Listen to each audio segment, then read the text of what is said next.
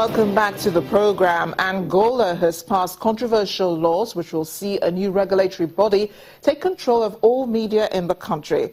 One journalist, Rafael Marques de Moraes, a fierce critic of President José Eduardo dos Santos, is fighting the new media laws.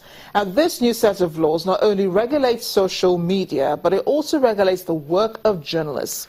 The laws also enable ECRA officials to raid the office or home of any person or organization involved in publishing.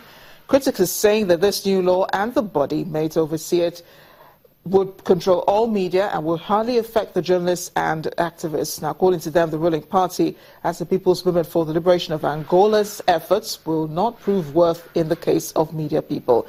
According to another media, Rafael Marques, the head of anti-corruption watchdog Maca Angola, who's been imprisoned for criticizing the regime, said the laws will be used to control and censor any attempt by political activists to use social media and the internet to blow the whistle on the most egregious examples of corruption, nepotism and the abuse of power. The Angolan government has previously placed strict controls over freedom of speech and dissemination of published materials. Back in March, 15 people were arrested for organizing a reading of a U.S. academic's book for potentially harming public order.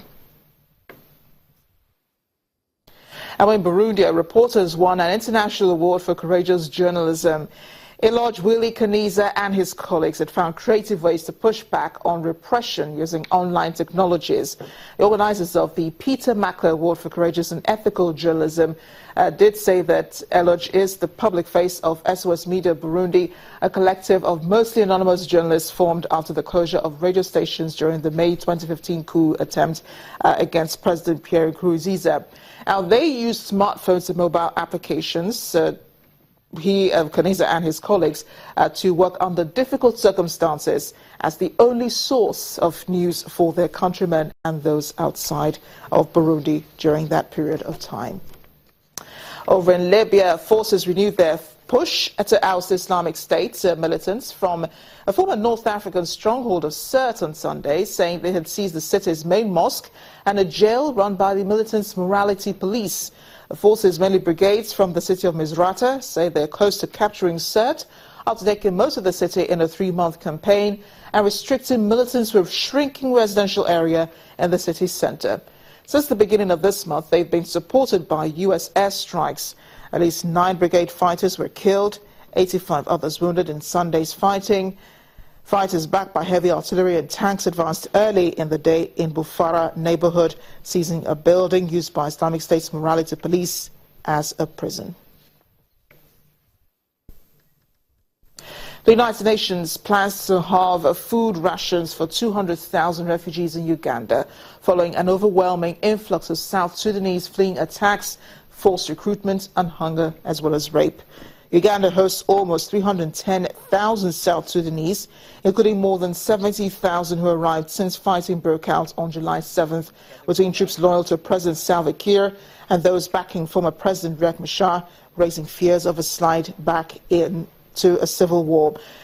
South Sudan is still the world's youngest country, but it's been rocked by more than 2 years of ethnically charged fighting that has forced more than 1 in 5 of its 11 million people to flee.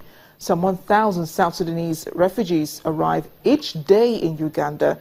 That's down from a peak of 8,000 that left the country in mid-July. Low levels of funding, together with a large number of new arrivals fleeing to Uganda from South Sudan since 7th of July, have left the refugee response with no choice but to reprioritize their focus on the refugees in greatest need. Around 200,000 refugees who arrived in Uganda prior to July 2015 will have their food rations or cash assistance reduced by 50% starting this week. And as we are in Network Africa, a Saudi-Palestinian company has created a solar-powered umbrella to help meet the demands of Muslim pilgrims. Knowledge Base hopes its invention will go worldwide and reach multiple users who can take advantage of the solar-powered GPS-savvy accessory. We'll bring up the pictures in just a few minutes. A multi-purpose umbrella transforms sunlight into electricity, which can then be used to generate power for the umbrella's many features. A smart umbrella known as the Kafia was born in the kingdom's holy city of Mecca It's the brainchild of Saudi Arabian scientist Kamel Badawi. Badawi has volunteered to help facilitate Muslim pilgrimage since he was just a boy. And during his years of service, he began to understand through first-hand experience what pilgrims need the most. And thus the Smart Umbrella was born, something I think we can use this time of the year. Thanks for watching Network Africa. I am Amarachi Bani.